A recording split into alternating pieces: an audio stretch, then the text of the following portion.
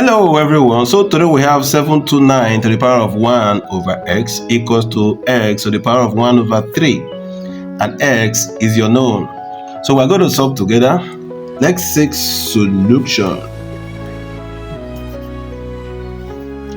Our equation 729 to the power of 1 all over x is equals to x to the power of 1 over 3.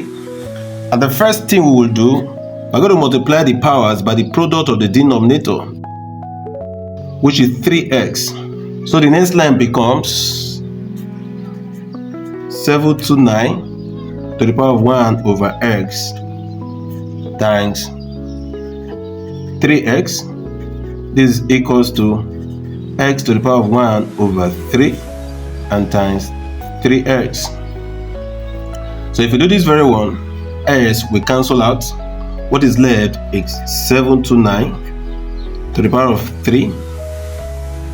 This equals to, again, 3 can cancel out. What is left is x to the power of x. Thank you for staying tuned. Please, I would like to invite you to click on our subscription button to promote this channel. Help us grow. Click on the like button also so that this video can have more visibility. Thank you, and let's continue. If A is equals to B, then also we can say B is equals to A.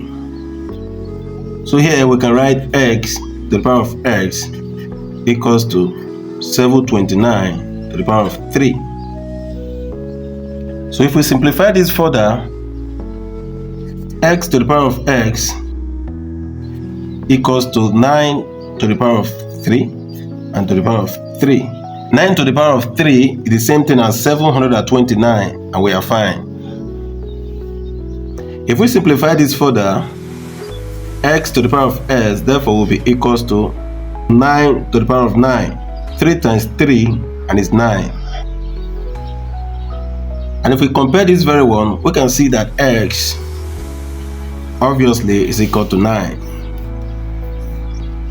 And this is our value for x.